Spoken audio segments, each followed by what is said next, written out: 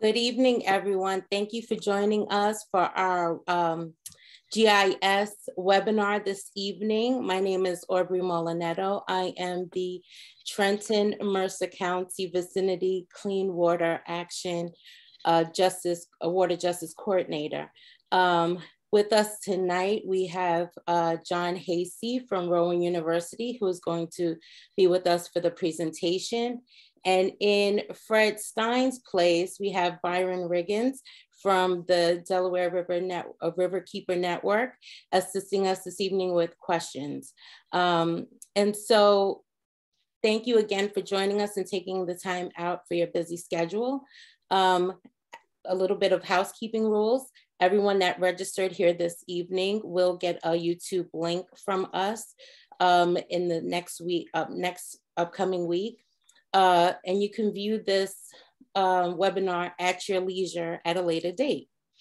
John and I were discussing before we had an opportunity to greet everyone that remember, if there's anything that you have any questions about, please be free to write your questions in the chat or also in the Q&A. And feel free to also write what you would like to get out of this webinar this evening in the chat or the Q&A, and we'll be monitoring it, and we can help John tailor a little bit more precisely what it is that you'll be looking for. There's going to be a lot of information in this, but what we're really excited about is that we're helping our constituents and our environmental activists and even just our community leaders try to understand what resources are out there for them to help them get the information that they need.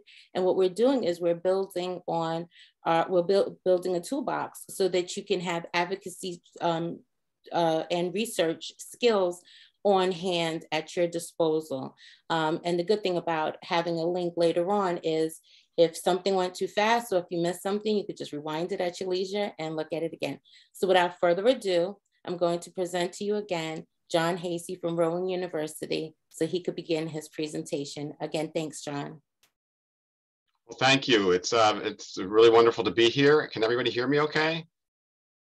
All right. Okay, wonderful. You know, it would be really nice if you could put in the chat two things. One thing is where you're from, what your town is or neighborhood, and what you hope to get out of this.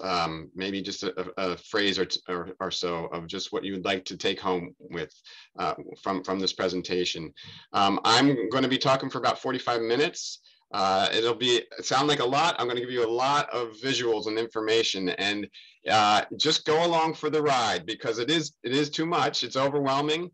But the idea of having a recording has been very helpful in past presentations that I've done, so that you can go back and you can pause it. You can see exactly what steps I clicked on, so that we can go at a pace where we can learn the story of the watershed and how water and water quality unites all people that are within the watershed.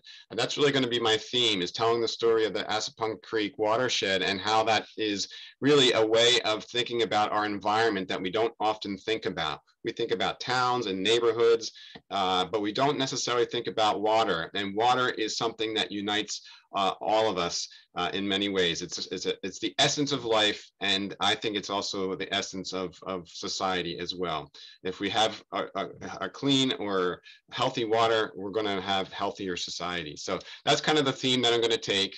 Let me start. I have a little PowerPoint here that I'll just have a few slides to kind of give you an overview of what New Jersey Map is and what its intention is. And then we're just going to get into it. We're going to use New Jersey Map to look at the Assunpink watershed and how that unites and connects all the people and all the different towns that are in the watershed. Okay. And John, real quick, Sure. In response to your call, we have Hopewell, New Jersey, and Trenton that initiated some conversation with us. And one said we need a lot of information, and then the other said, would it be possible to go through the new layers, including those on dams? So I thought I'd let you know that. Okay, on dams. Okay, great. Mm-hmm. So, okay, wonderful. So let me see if I can start my PowerPoint here and then do screen sharing. let's see.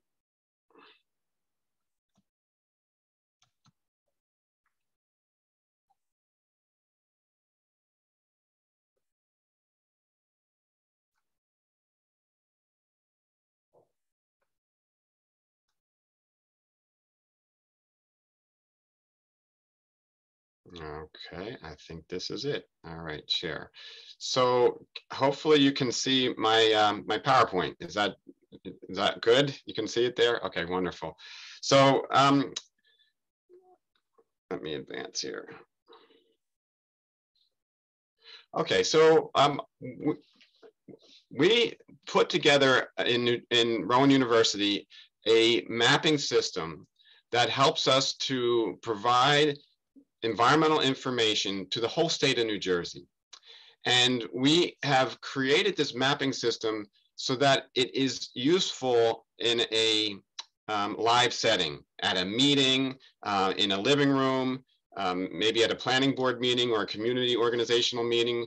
And it is, the idea of it is to put information in your hands that we normally can't tell. We can't see this information from our regular perspective, 5 feet off the ground in our homes or in our neighborhoods.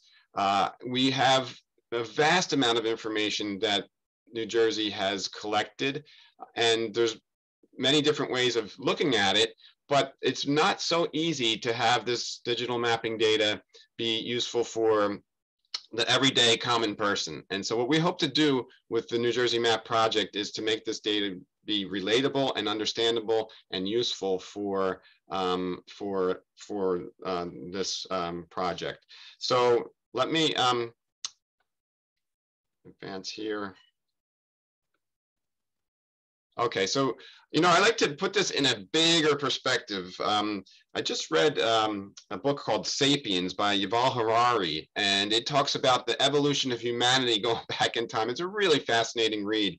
And it made me think about this idea of mapping.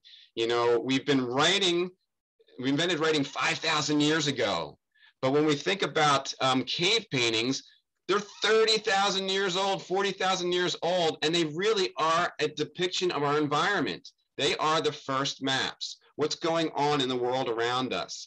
And so I think that mapping, showing a graphic which helps us to think about what's outside of our homes and what is our environment, is something that's very, very deep in the human consciousness. I think we all are, you know, really able to think about the world when we can see it graphically and visually, whether it's, you know, a cave painting or scratching on a sand, you know, something about where you're going to go hunting, or all the way up to today where we have this digital mapping that is really very, very helpful for us to understand our environment. So we use this digital mapping to understand the landscapes of New Jersey. And New Jersey is a fascinating state. It has lots of different components to it. For its size, it's about 5 million acres, and it has 9 million people. We're the most densely populated state, and we have the most diversity. We have the most interesting landscapes, from the Pine Barrens to the Highlands to the shore to the Delaware River, of course, with Trenton's on. To understand this geography really helps us to live better where we're at. And so this is what we really are focusing on in trying to make this mapping project be helping people to understand their own worlds better. So New Jersey Map is an interactive atlas, and it is focused a lot on environmental information. It's used a lot at planning boards and environmental commissions. It's used in educational settings. We have teachers that are using this mapping to help teach about the environment and the world that's around. It's used for sustainable communities like Sustainable Jersey. It helps in some of the factors for Sustainable Jersey folks. But the mapping is complex. There's lots of layers to it. There's lots of knowledge about how data works. And so if you're going to be a GIS expert, you got to go through at least 4 years of college. We teach a GIS program at Rowan. But what we wanted to do is to make this data available to the non-expert. And that's really the vision behind NJ Map, is to is to make this real-time access so that you can ask a question and go right to the map. You don't have to wait for it to be made or to be some kind of a professional or engineer to give that information to you. So we like to think about this as information that helps to tell story of New Jersey's environment. And we'll see how that happens. And we'll show that for the Assunpink watershed. This is really an educational project. We have students that use it. We have students that help put it together. And we consider all of our users, the community activists, the individuals that are using this, the people that are working with environmental commissions and so forth. This is an educational mission for this mapping project as well. So that's kind of an overview of NJ Map. Why we created it is because to do GIS mapping in a traditional professional setting, you have to have a lot of resources to do that. GIS is complex. It's not easy to learn how to manipulate and use all the different data. And it needs to be updated. You need to have very powerful computers. And it's easy for a GIS to make maps that don't work very well. So we wanted to solve all these problems with New Jersey Map. We wanted to make maps that were beautiful, easy to navigate, interactive, dynamic, and usable in a live environment, whether it's a meeting, whether it's a presentation like this. What I'm going to be showing you is using NJ Map live, and fingers crossed I'm going to have good bandwidth and it's going to run smoothly. It usually does, with a few hiccups sometimes, but this is exactly to give you an idea of how this works. Now, New Jersey Map has a number of different projects. So it's not just one map with everything in the kitchen sink in it. And this is gonna make a lot of sense when we start doing it, but there's separate projects that we break down into separate themes, and each theme has its own layers. Why do we do this? To make it easier, right? We want it so that it's not too much information, but there's enough for each theme, and then you can interact and add to each of the different themes for each of the different projects, okay? So be thinking about this. It's one mapping platform, but we can change between projects and get lots of different information. That's what's gonna be, what you're gonna be absorbing by watching me, and then you can go back later and watch the video and say, oh, okay, he changed projects, he changed themes, and this is how you did it. So I'm gonna try to make sure that that's clear so that you can kind of follow along. Now, the most significant project, or the one that we really have been focusing a lot of energy on at Rowan, is a project called the New Jersey Conservation Blueprint. And so that's going to be some of the layers we're going to show for that, but that's a collaboration between the Nature Conservancy, New Jersey Conservation Foundation, and the Rowan University GeoLab, where we put this map together. So there's lots of partners putting together this mapping data. We get lots of feedback, lots of stakeholder meetings. And so what you're going to see demonstrated is really a collaboration of many different people. We just are hosting it at Rowan. So I just wanted to make that clear as well, that this is a lot of different stakeholders that have contributed it, or that use it, or that are part of the stakeholder meetings. So we're going to I'm going to get into the Assunpink Creek watershed. From now on, it's going to be live New Jersey Map and kind of learning about the watershed through this map. I'm going to start with this idea of a watershed itself. What is a watershed? And a watershed is simply the land area that drains into one particular water body. And so here we see just a diagram of this land area draining into this particular stream here. And this stream, we have, different tributaries that are going to different parts of the watershed, but all the water is going to flow down these tributaries and eventually get to whatever your confluence is. In the case of the Assunpink, the confluence is the Delaware River, right at Trenton, okay? But there are many different stream tributaries that flow into the different branches of the Assunpink. And so that's, and everything that happens in the headwaters, which are up at the beginnings of the stream, all that is connected to the water quality that is downstream. Now, downstream of the Assunpink is the city of Trenton, right? So that means that all the activities that happen, all of the yard waste, all the animal waste, any kind of pollutants or any kind of wildlife, that's all connected in the watershed through the surface water running into the streams and through the groundwater that percolates into the ground and then also follows the watershed. So that's what you want to be thinking about, that water that is going through any part of a watershed is connected, especially to what's upstream of the watershed here. Okay, so hopefully that gives you a little bit of sense of what we're talking about when we're talking about a watershed, the land area that drains into a river or a stream. Now, watersheds are made up of sub-watersheds. Every time there's a tributary, that's a sub-watershed that drains into that particular stream. Right, so you got to be thinking, it's like those Russian nesting dolls, that watersheds are inside of watersheds. And in fact, the entire Assunpink watershed is part of the Delaware River watershed, or we sometimes call big ones river basins, right? So Delaware River Basin, this is one sub-watershed of the Delaware River Basin. So I think that gives you an idea of why it's so important for us to be thinking about watersheds, because it really, everyone shares the water within a watershed. Okay, so let's stop the PowerPoint here, and let me. Okay, I'm going to have a end the slideshow. Okay. All right, so now I'm going to reshare the screen, and I'm going to now share with New Jersey Map. All right.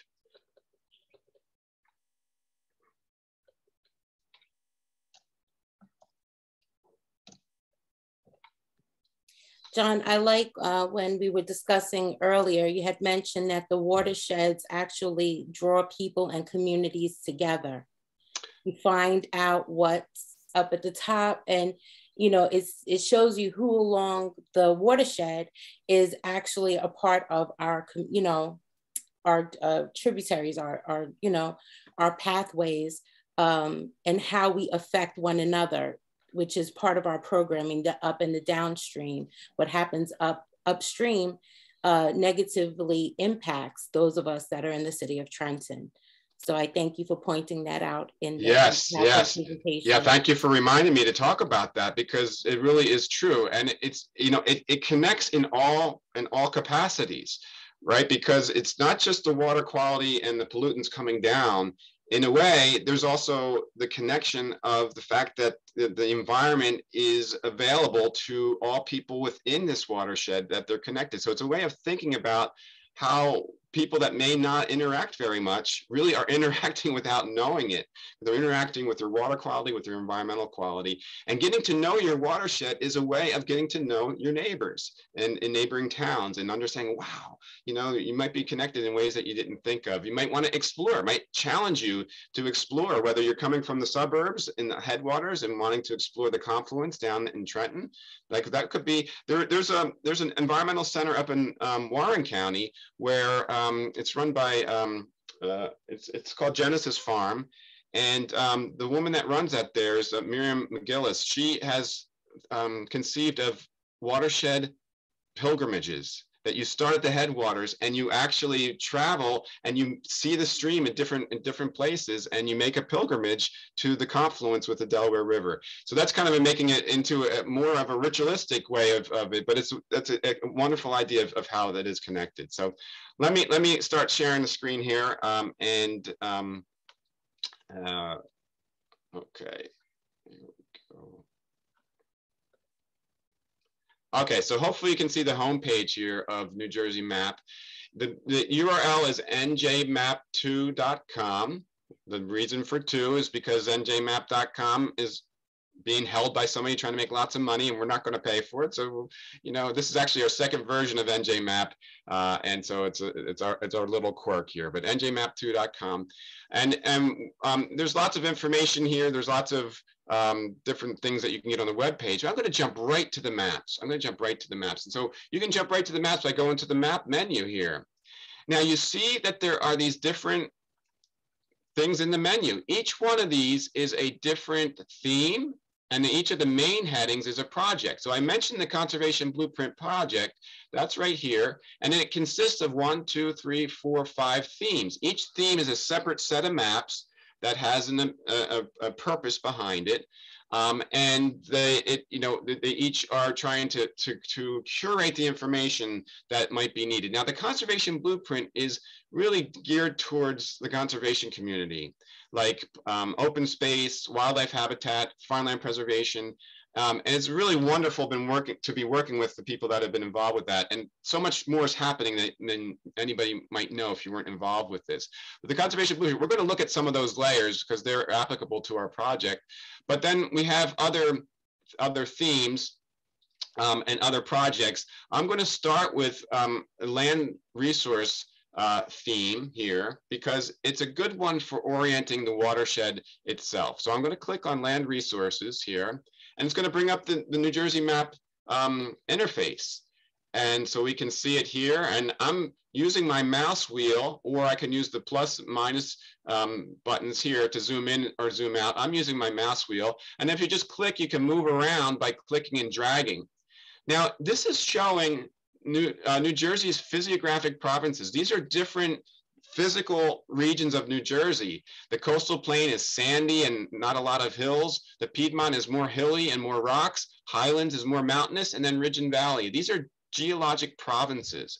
And the reason why I want to start with this is because when we turn on the, I'm over here in the legend here, I'm going to turn on river basins. And what we can see here is the actual different watersheds that make up New Jersey. I'm going to turn on the boundaries to kind of accent them here. Oh, that's the sub-watersheds. So here is the watersheds and the watershed boundaries. Assunpink Creek is broken into 2 watersheds, even though it's 1. New Jersey DEP does that. They break them into units that are that can be monitored separately. So you can see that some of these rivers are broken into 2, and Assunpink Creek has an upper and a lower part of it. But here it is, and it's located in this part of New Jersey. When I turn on the physiographic provinces again, right, we can see that it's a little bit in the Piedmont and a lot in the coastal plain. Okay, that's going to come back because there are different types of geology.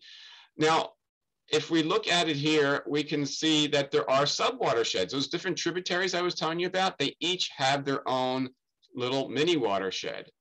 And what we can also see here is that we can see things like I can open up boundary layers. You can see how I'm working on the legend on the left here. Things are all kind of folded in, but when I click on them, they open up, and I want to see counties. I'm going to click on the counties. And here we can see the Assunpink Creek. It's mostly in Mercer County, but a little bit in Monmouth County. And then I'm going to turn on municipalities, and that's going to give us an idea of the towns that make up the Assunpink Creek, right? So we have Trenton City, we have Ewing Township, Lawrence Township, West Windsor, Robbinsville, East Windsor, Upper Freehold, Roosevelt Borough, and Roosevelt Borough, and a little bit of Millstone. So these are the communities that make up the Assunpink Creek watershed, right? So yes, Roosevelt Borough is connected to Trenton City in a very direct way. Whatever happens in Roosevelt Borough is eventually going to get to Trenton City as it goes through the other municipalities as well. Okay, so that's this idea of a watershed, and here is your watershed as we see it within the NJ Map interface. Okay, so that's the first part. Now, we have just looked at this layer using the land resources theme. I'm going to change themes here now, and I'm going to change to the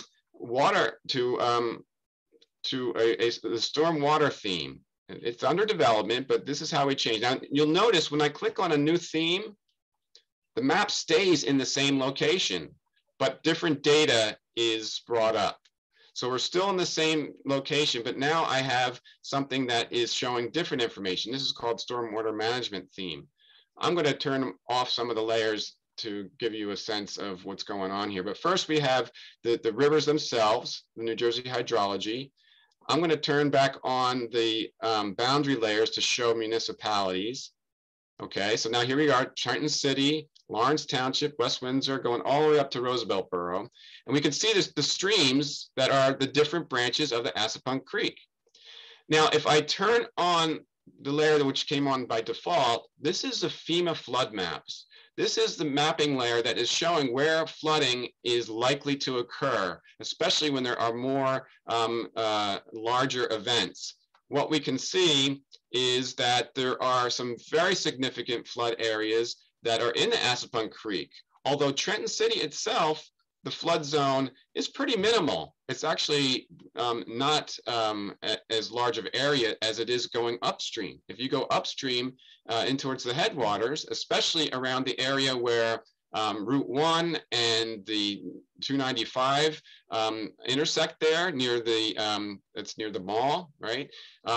There's a lot of flood area there. There's a lot of wetlands, and this is part of the actual physical structure of the Assapequa Creek, to have these floodways and these wetland areas. If I go down a little bit further here, we can see some of the other layers. I'm going to turn on streams with buffers. Okay, so it's just drawing the streams again. But when I turn on the streams with the buffers, you'll see that there are some streams in the Assapequa that have a yellow buffer around them. You can see them particularly up towards the headwaters, towards Roosevelt Borough, actually. If they have a yellow buffer, it means they are Category 1 stream, which is a high quality stream area. And there are, not all streams in New Jersey are Category 1. So it's nice to have a good segment of the Assapequa Creek that is that high quality. And then in the northern branch, there's another segment that's also Category 1 stream. You see how the yellow is there as it goes through Lawrence Township and into Princeton Borough, and then comes down through Lawrence Township again, and then towards Trenton. So there are some areas that are in a very more natural condition in Assapequa on those two branches, which is really quite interesting. Okay, so we're seeing the quality of the water there, and we are seeing, in this case, the flood zones in the FEMA flood zone category here in the legend. Okay. All right. Wow, we've done a lot so far. We've looked at the geology, we've looked at the hydrology, we looked at the watershed in the different towns as we are going through our tour here, learning our story of the watershed. Now I'm going to zoom into Trenton a little bit here and show some other ways we can look at it. Right now I have the stormwater management theme on. Again, remember, you can get the different themes by clicking on this folded map icon here, and we've been working in the stormwater management theme. Now this is a theme that helps us to think about water quality, particularly as it has to do with impervious surface. Let me just give a little bit of an idea of what that means, right? So I'm going to get the legend back by clicking this show hide legend, the left and right arrows. That brings back my legend, and I'm going to go a little bit closer in. And looking, you can see with the aerial photograph that there's lots of buildings. And certainly, so Trenton is an urbanized area. So there's big buildings that might be factories or warehouses or commercial, or downtown Trenton, we have the government buildings.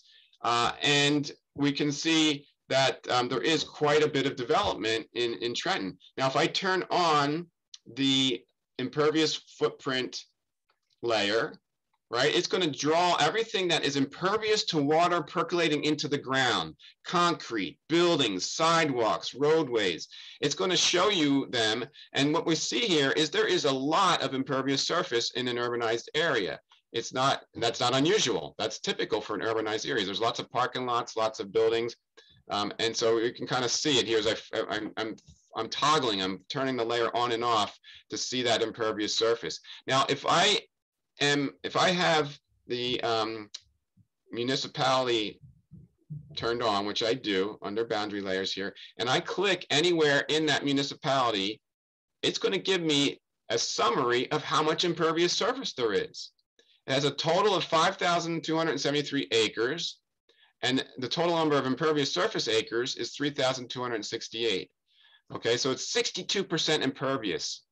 Now, that's not something that maybe you need to know specifically for just getting to know the watershed. But if that's 62% impervious, let's go to one of the more rural municipalities, like, for example, Robbinsville Township. Let's click on Robbinsville Township and see what the impervious surface is. It's only 16.4%, right? So that's a different kind of environment. With less impervious surface, there's less of a chance of water rapidly going into the stream, causing flooding and rapidly channeling pollutants into the stream.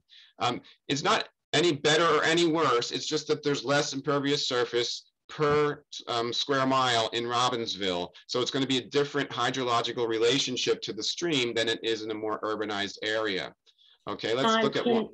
John, may I ask this question real quick? Sure, yeah. So when we're looking at maintaining open spaces in our communities, right? This is something that we want to look at, right? We want to look at this GIS system. We want to see where the impervious places are. We also want to look at where the open spaces are. And then we will have a more in-depth analysis of what it is that we're trying to fight for, right? And it gives us more reason, because I think a lot of people, when we look at this GIS training, we look at all the other trainings that we're doing, we don't know how to put the 1+1 together to get the summation of why all of this is important. Even you mentioning about, how the groundwater, all of that, and the stormwater management, all of that matters. If the city doesn't clean up the streets, right? All of that stuff goes into our stormwater, exactly. And all of that travels through the waterways. So I think that this has been so far so informative with helping us to understand just a little bit better on how it is that these open spaces matter and these concrete areas, impervious grounds matter. So I just kind of wanted to put that out there. So hopefully it'll draw a connection in our minds when we're looking at this at a later date. Absolutely, absolutely. In fact, that's a great kind of segue to where to go next, right? Because what we have here is, well, I'll quickly show that the DEP has put a layer in that is called Overburdened Communities. This is kind of a new GIS layer, and what it's showing is minority areas, low-income areas, and low-income minority areas combined, and then areas that have English is not the first language. And so I'll quickly zoom out. You can kind of see that map statewide is interesting, but certainly the Assapunk watershed, including Trenton. And here is the legend. If you want to get the legend, you click on the little down arrow. So if it's minority area, it's that kind of yellowish green. Low income and minority is the blue. Low income, minority, and limited English is dark blue. So there's a few places in downtown Trenton that are all three of those factors in there. So this can help us to look at the kind of the cultural landscape as well. But to get back to your point about open space, I wanted to do that before I change to the next theme. I'm going to change to one of the themes that is under the conservation blueprint, a theme called community green space. And this is a theme that, now you can see I changed themes, but it stays in the same geographical area on the map. That's one of the really great things about New Jersey Map. You can go between things and stay in the same geography. The other thing I'm going to show in a second, but this is showing land area that is potentially available, not available, but it's not already urbanized. It's not already a park or an open space. It's area that could have potential to be some part of a green network. And I'm going to turn on, under the reference layers, our open space database layer. This is called our open space composite. This is trying to take all of the open space data that New Jersey has already preserved and make that be a separate layer. Let me turn off the model first. So you see all these green when I have the blueprint open space composite. These are areas that are already preserved. They're already parks. They're already somehow in some kind of land preservation.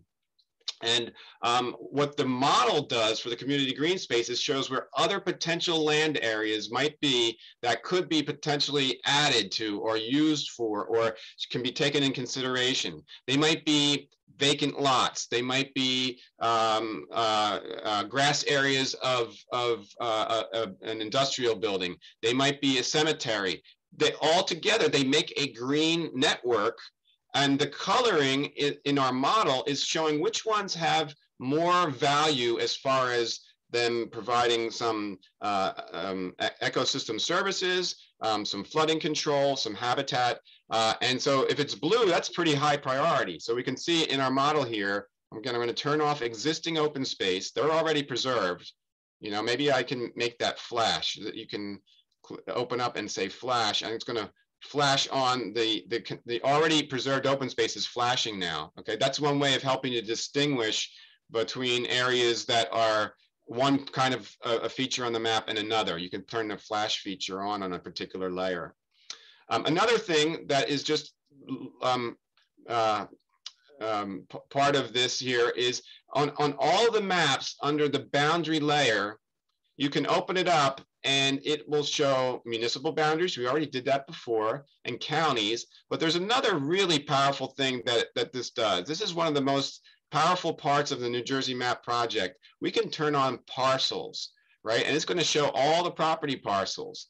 And we have a separate map that is called Parcel Explorer that gives you lots of information that we can gather for a parcel. So let's take a look at this parcel over here. It's coming through as being a potential area that might be considered for augmenting the green space. Now I can see now it looks like from the aerial photo that it's a parking lot, right? But could that be potentially an area, since there's not development on it? Maybe it could be added to some kind of a public space. I don't know. I'm just randomly clicked on that. I don't know the location where it is in Trenton, but let me click on it once. When I turn on parcels, like I just did, and you can see them, it gives you the parcel, lot, and block. But if you click on any parcel, it's going to give you a little summary of the conservation blueprint values for that parcel. But then it's also going to give you the possibility of show in Parcel Explorer. You can also just right click, which I'm more used to doing. You can right click anywhere and say, open this in Parcel Explorer. And it's going to open up our parcel mapping program here. So you see how I did that? I right clicked and I said, open Parcel Explorer. And now look at this. This parcel is blue, it's selected, and I have all this information, including the tax record here. Okay, so I clicked on a parcel that doesn't have any data associated with the tax record. That wasn't very smart, but maybe I can try another one. I'm gonna click on this parcel over here and see what that comes up as. I open up tax record, and that one's also doesn't have parcel information. So you should, when you're doing a presentation, you should try out your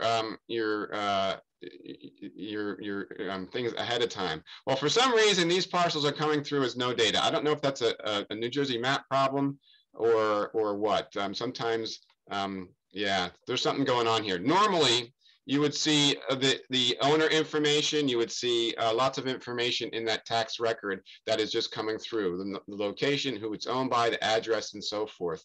And this, for some reason, is not functioning today. It usually functions. So you just have to take my word for it and trust me on this. But this, for some reason, we're having some technical difficulties that I didn't know going into this today. But normally you can have all kinds of information about that particular parcel, including measurements. We can look at this parcel that's selected. It can tell you what the size is, the slope, and things like that. It can also tell you what the impervious surface is, how much of the parcel is covered by an impervious surface of buildings or other. So Parcel Explorer, you can also search. If you know a parcel, but you don't know where it is, you can do a search and say any name or parcel or municipality, and you can search on it that way. So Parcel Explorer, it's a separate theme. You can get to it by right-clicking on any parcel that you're on, and it can open it up for that particular area. There are some other things that are also available by right-click, and I wanted to show this as well. First of all, you have access to Google Street View. So let's say we're on we want to see what this looks like here. And I right click again. I'm right clicking, and this little menu comes up when I right click, and I'm going to say, what's here? And it gives a little window here that says this is the estimated address, and this is the estimated latitude and longitude. And if there is a picture here, it's saying there is Google Street View imagery available. And I can click on that picture, and it brings you right to Street View for that place on the map.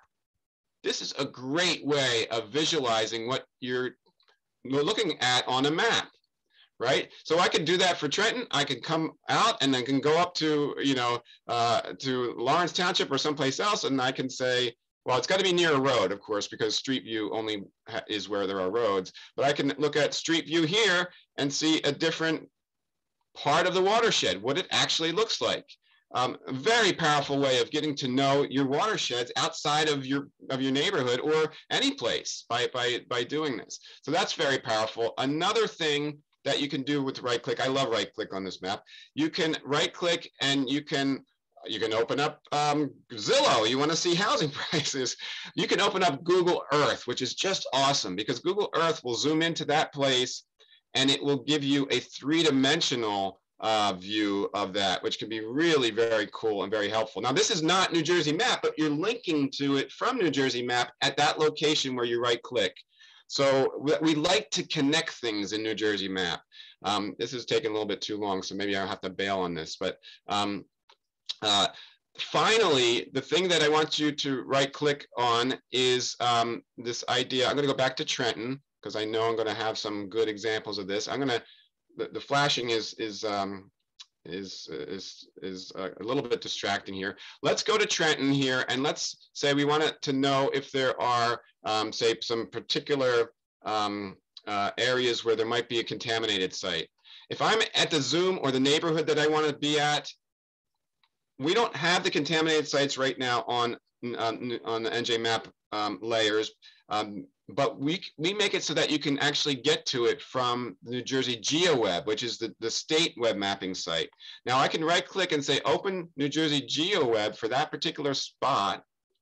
GeoWeb has so many data layers that this is much more for a professional and it's more confusing. You have to know what you're looking for, right? So I'll just kind of give you an idea that if you are looking for like things like contaminated sites or whatnot, this is how you can get it.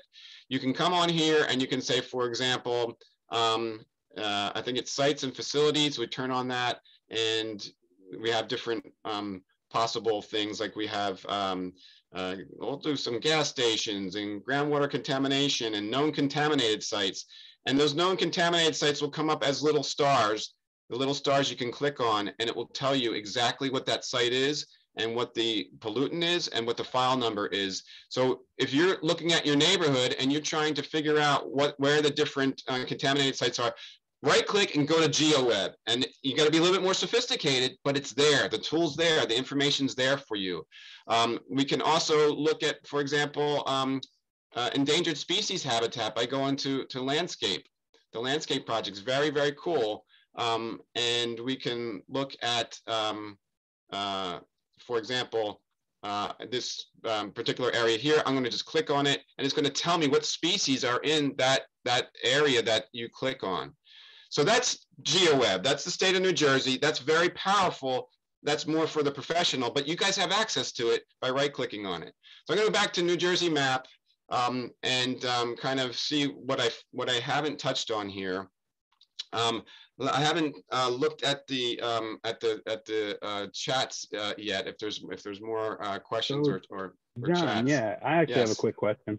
Sure. I just wanted to know if you could speak a little bit about how these parcels are prioritized and what sorts of things go into them. I noticed that some of the high priority areas seem to be contiguous, and I know that habitat connectivity is something that improves the effectiveness of ecosystem services. So I just wanted to know, what sorts of things would qualify a high versus a medium versus a low priority parcel? Okay, great question. Okay, so the conservation blueprint has different themes. It has an ecological theme. We were just looking at the community green space theme. There's an agriculture theme and a water theme. And the idea was all land might be of interest. There might be different stakeholders that care about what they're trying to preserve. So you might have people wanting to do water quality, or somebody else wanting to do maybe open space for recreational fields or for communities. That would be the community green space that we were looking at. What we didn't look at yet, though, is the ecological layer. Let me turn on the ecological for this area. This is giving a model that is showing ecological quality. And what makes this model is under the component layers. So here's all the different layers that go into this ranking system. And so the ranking can be high, medium, to low. And now we can see in the city of Trenton, turn on municipality layer here.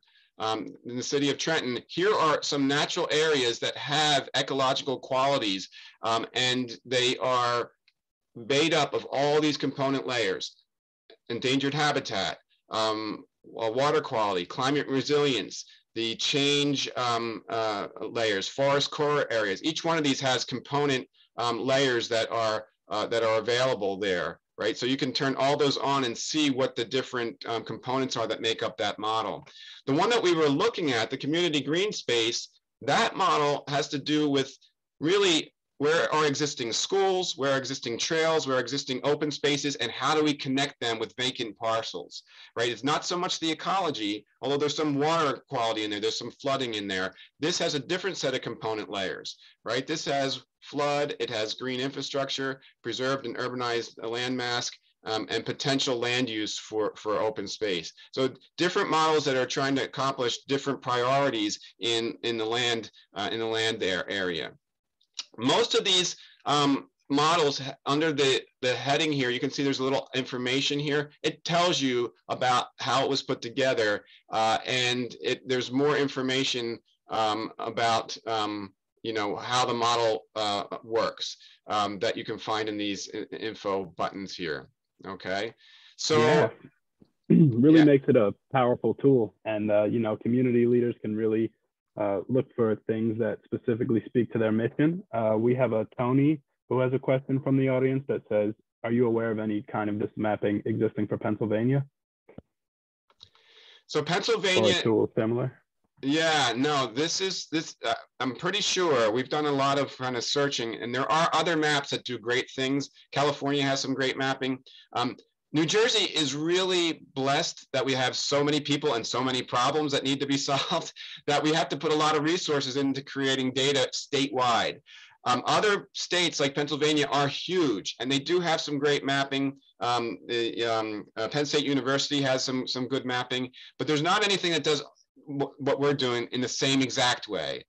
So, you know, no, I'm not familiar with anything that puts all these different layers together with right clicks and all that. Incidentally, there's a mapping company that most people use. It's called ESRI. When we looked at New Jersey GeoWeb, that's a product of ESRI. We don't use ESRI. We've custom coded this in an open source format so that we can have it do things that the regular mapping can't do, including animations, including right clicks, and that type of a thing. So because of that, there isn't, that I know of, anything available for Pennsylvania that does exactly the same thing. Although there are some really good resources that you can find, particularly I would look at Penn State University. Okay, so yeah, we're getting, I think I'm encroaching on my 45 minutes. I could go on for hours. Let me give you a warning that once you start playing with New Jersey Map and getting into it, you can all of a sudden not know where 3 or 4 hours went. It is so engaging. It's so cool. I didn't even show you a lot of things. I do want to quickly show you that you can change the background to having different layers. For example, we can have Google Terrain, we can have OpenStreetMap, we can go back and have aerial photography, 2015, 2012, even all the way back to 1930. We have 1930s aerial photos. So what a cool way of looking how the landscape changes over time. And you can change that background by this icon up on the top right there. All right. A few other things just to final up here. If you're trying to look at a particular address, you can click on the search magnifying glass on the legend on the left here. You can type in an address there, or you can type in a latitude and longitude. That's one thing. Now let's say you are you have a map with certain layers on it. Let's say you're really happy with this map right here. I'm going to turn on a few other things just to show you here. I'm just making this up. But say I really like this map and I want to share it, or I want to save this for later. You can click on this little share map icon, and it will tell you to copy the link. And then you can take that link and you can put it in a new tab, and it will come to the same exact spot again. So for example, or you can email this to somebody and say, look, this is the map that I have. If you put that link in, it's going to come back to that same spot with those same layers on again. That's a really nice little feature there. Some of the data you can download. That's what this button is here. And you can also you can print a map, and you can have some different functionality on this legend on the left here. And then finally, let's say you want to measure something, whether it's an area or a distance. You can click on the measure tool, and that's this little icon over here, and you can now make a polygon or draw a line, and it's going to give you the estimated area there. So those are just some quick ways of the tools being available to you to ask some questions about the data itself. Okay. Wow. Okay. We did a whirlwind tour here, and I'm happy to take questions, or maybe people want to zoom into a particular place. I'd be happy to do that as well. So John, thank you. So there was two in particular. One, could we please zero in on areas of Trenton that flood periodically? And then there was a question that asked, do you have a setting that shows a percentage of the MS4 goals achieved in an area? We don't have an MS4 goals achieved. That's a great, that would be a great data layer to develop. And it's something that we've talked about. It's a little bit complicated to map it, but it is a really good idea. So it's a great suggestion. And no, we don't have that at this time. But the MS4 goals, a lot of the ways of thinking about it, the mapping can help in making those goals be understandable about what it actually means in the landscape itself for that. So, and so what was the other part of the question? And then the other question was, could you please zero in on areas of Trenton that flood periodically? Oh, okay, great. All right, so I'm not familiar enough to know firsthand where they flood. I'm going to switch back to the stormwater management theme. Okay, and I'm a little south of Trenton, right? So let's see, I'm going to turn on the under boundary layers, going to turn on municipal boundaries and see where, oh, okay, so I was a little bit south there. And when we're looking at the impervious surface, wow, Trenton has a lot of impervious surface. The darker the color purple, the higher percentage of impervious surface. You can see those impervious surface numbers coming out for the different areas of purple on the map. And the darker the purple it is, the more intense the impervious surface is. That will have one factor of flooding. Another factor that we can turn on is stormwater basins. That's kind of interesting. And in some ways, there are fewer stormwater basins identified in the city of Trenton than in some of the rural areas, right? The stormwater basins, I'm going to flash them here so you can see them. So you can see these stormwater basins are an attempt to try to help to minimize flooding. When I look at the flood maps here, I'm seeing, turn off impervious surface here. I'm seeing that the actual flood zone going through Trenton is pretty minimal. And I don't, the FEMA has their way of mapping the actual flood zones. I don't know enough specifically about the where the creek comes through Trenton here for why the flood zones would be not as extensive as I would think they might be when you have all that water coming from upstream. Not really sure. Are there areas that people are familiar with that have specific flooding? Certainly along the Delaware River. The train station area. The train station area. Okay. Yeah. So that would train station. And actually, that is showing. This is a train station. Am I getting that right here? I think I'm right. Let me I'm a geographer. I'm a professional geographer. I should know where the train station is. Yes. So in fact, the FEMA map is showing that because the creek comes right through the train station area. And so it's showing that flood zone right in the train yard. That's really interesting. I never thought about that or noticed that before, but there is the train station in the train yard. It is in fact in that flood zone AE. So the categories here, if we're going to open up and look at the AE, it gives a description of what AE means in the FEMA language there. So that is very, very interesting. So we also have another question from the audience. It says, is there a reason that this platform cannot be used by Penn State as a model? Is this done in a nonprofit manner where you would be willing to share it to have this exist in Pennsylvania? Sure. I mean, the source code is something that we do develop in-house. It's completely open source, but it is pretty complex.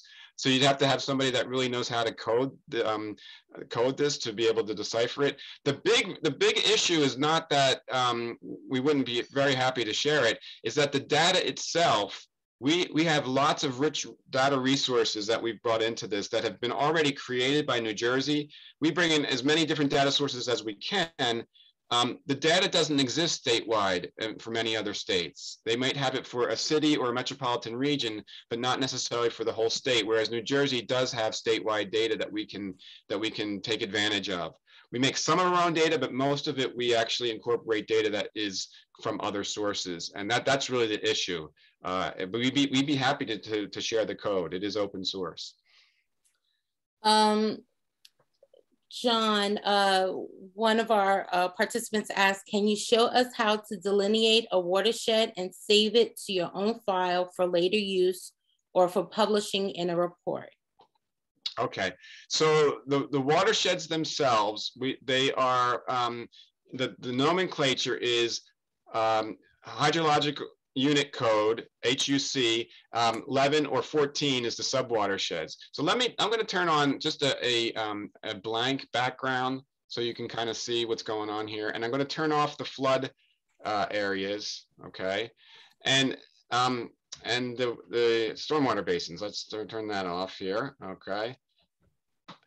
So the Assapunk Creek, these are already delineated. And if you want to be able to have, first let me say that New Jersey map is not intended to be like graphic quality for reports. It's intended to use live. It's a live tool. And so you can definitely, you can print screens, you can get some graphics out of it, but its intention is not to be like a cartographically produced map that you might see in a regular report. That takes a lot of cartography and experience to make nice maps like that. You can get away with it though. So for example, now I am showing Assapunk Creek because I know that the boundaries are here. And if I put in, let's see, if I want to print this out, I can click on the print tool here. It's going to generate a print screen.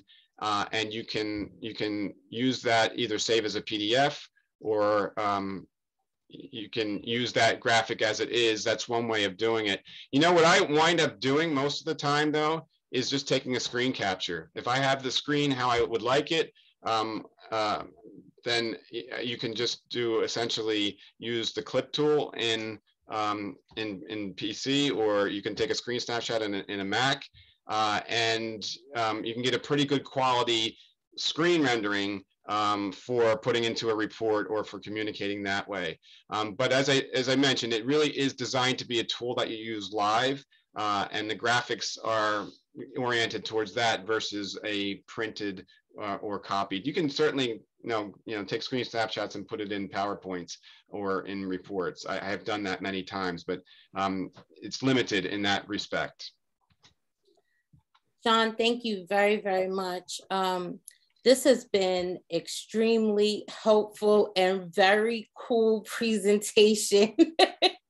I thoroughly enjoyed it, and by the level of engagement that we had in the questions and in the chat, it is something that I know that people are going to be looking into. There was a few other questions that were in there, and those questions that we were not able to address on this webinar, I will find out the answers for you, and we will send it out with the link, the YouTube link, once we have the YouTube link of this evening's presentation. And just a gentle reminder to all of our participants, the reason why we're doing all of these webinars is not only to build our advocacy toolkit, but it's part of a grant with Clean Water Action and the Delaware Riverkeeper Networking, and funded by the William Penn Foundation. And our goal is to educate the city of Trenton and all of Mercer County in our upstream and downstream communities on how we each affect one another, like John mentioned in the presentation, along the watershed, and how we're more connected than not, right? So coming from living in Trenton and now living in Hamilton, I was downstream, now I'm upstream. I'm more cognizant of what it is that I'm doing on my property, how I'm making sure that things are not going into my stormwater drains, how I want to build a rain garden in front of my property at some point so that all of these impurities can filter through. There are so many different things that we can do to make our environment cleaner, but also to protect our waterways. Because once these things are contaminated and gone, it's almost impossible to get them back, right? So we enjoy our environment, we enjoy our waterways, we want to be socially and ethically responsible to our environment. So these are some of the things that we are trying to teach you through these webinars, how to get the information, how to get the resource. And at some point, we're going to be doing a best practice and climate control a climate change webinar, so you can understand how all of these factor in. And by the time we're finished with all of our presentations, it will spell out the big picture. And so that's my goal. So I encourage you to please, when we send out the information, please forward it to your inner circles. Get this information out to your churches, to your clergy, to everyone, because the more people that are educated and are empowered, the more chances we have of saving our environment and keeping Trenton, the beautiful city of Trenton, clean and green and pretty sparkling blue. Okay, so again, thank you, John, for this wonderful presentation. We will be calling you back because sure, I'll be very I just happy feel to like come there's back, yeah. this so much more that we need to delve into, and that you are well acknowledged, well knowledgeable of. And Byron, thank you so much for standing in for Fred on this evening, and we hope to have you back with us as well. Thank you for all of the participants. Thank you for your enthusiasm. Thank you for your questionings, and you all have a blessed evening. Good night. Thank you. Take care. Thank you. Good night, everybody. Thank you. Good night. Bye-bye. Bye.